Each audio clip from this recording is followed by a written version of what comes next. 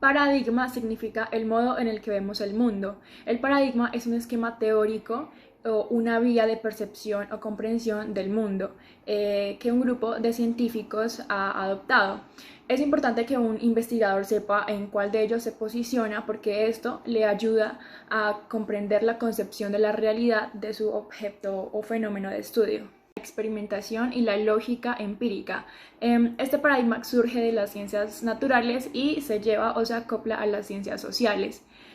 Su orientación es un poco prediccionista, ya que en él buscan como plantear una serie de hipótesis de algo que va a suceder y luego comprobar y verificar ese hecho que ha sucedido. Martin Packer, que es uno de los autores principales, dice que el paradigma empírico-analítico presume que el investigador debe tener una posición objetiva, o sea, neutral y distante, y que la investigación procede a través de hipótesis y pruebas.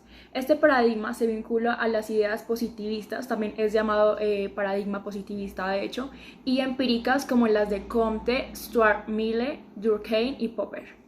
Este paradigma usa técnicas cuantitativas a diferencia, por ejemplo, del paradigma interpretativo que se basa totalmente en técnicas cualitativas.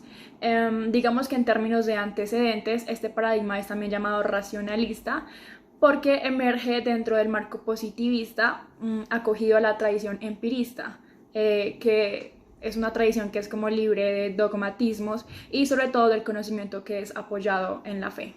La base prácticamente de esta visión doctrinaria es acogerse a la observación, medición y verificación de todo evento o hecho que se vaya a estudiar.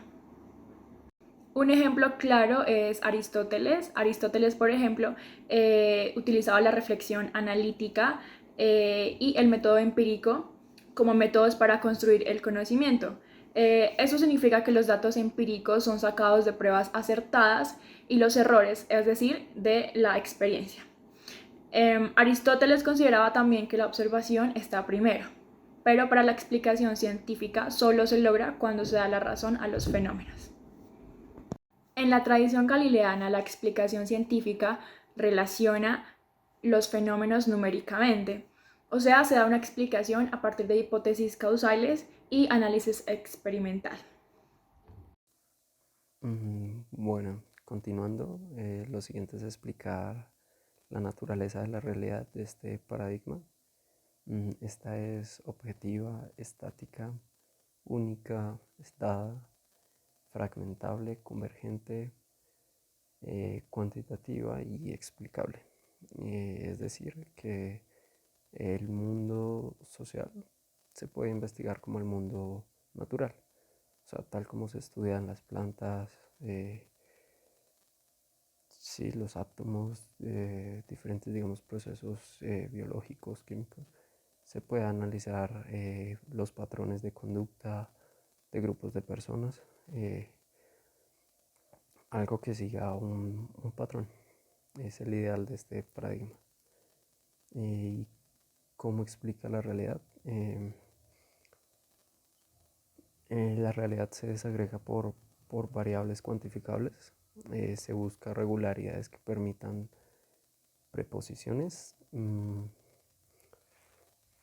es decir, predecir algo que va a suceder y luego comprobar y verificar que así sucedió. O sea, en todo este proceso de la investigación se desarrolla una teoría y esta teoría se compara con la realidad, verificando y comprobando dicha teoría. Esta, esta, esta se ocupa, digamos, esta naturaleza de este paradigma se ocupa de hechos que realmente acontecen. Eso podría, digamos, explicarse sobre la naturaleza del paradigma. El método en el cual se basa el paradigma empírico-analítico es en el experimental, ya que este tipo de investigaciones lo que hacen es formular una serie de hipótesis para posteriormente comprobarlas. Entonces, el desarrollo que se hace normalmente para las investigaciones que utilizan este paradigma es primero identificar el problema, después plantear las hipótesis, luego probarlas y finalmente pues dar el resultado, que normalmente estos resultados lo que hacen es ampliar el conocimiento teórico del tema que se esté tratando.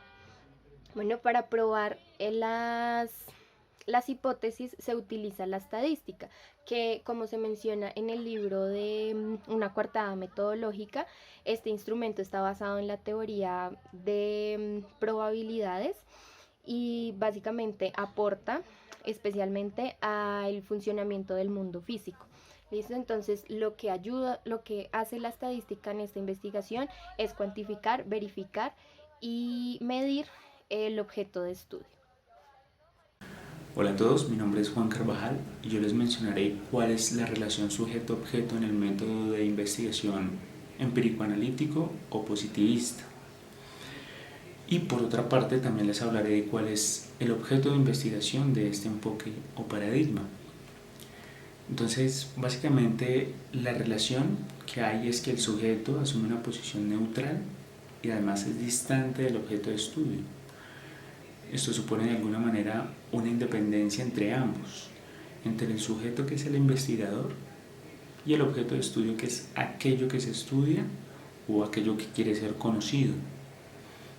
Por otra parte, digamos que el sujeto evita involucrarse valorativamente en la investigación, mejor.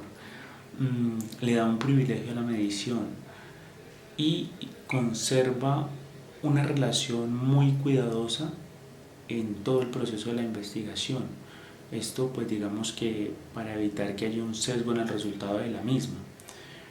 Básicamente todo esto también se resume en un término que podría ser la objetividad. El sujeto es muy objetivo en toda la investigación que realiza. Trata de no establecer criterios personales que puedan digamos que equilibrar un poco el resultado de la investigación, más digamos que de un lado de la balanza. Y finalmente pues el sujeto asume una posición activa y el objeto de estudio una posición pasiva, pues porque el segundo sirve al primero como fuente de información. Y ahora el objeto de investigación del método empírico-analítico, que básicamente se trata de conocer de manera objetiva, externa y fáctica los hechos de la realidad. Esto supone conocer sus causas, sus efectos, sus síntomas, sus problemas, sus manifestaciones. Todo esto, digamos que lo hace el sujeto, el investigador, para analizarlos, para predecirlos y controlarlos. En otras palabras, simplemente se trata de establecer hipótesis y de hacer todo lo necesario para poder comprobarla con hechos. Esa es la realidad.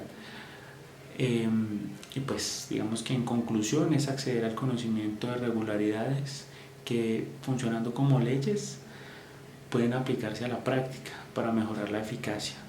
Es establecer hipótesis para generar una teoría y que pueda servir, digamos que, para otras investigaciones.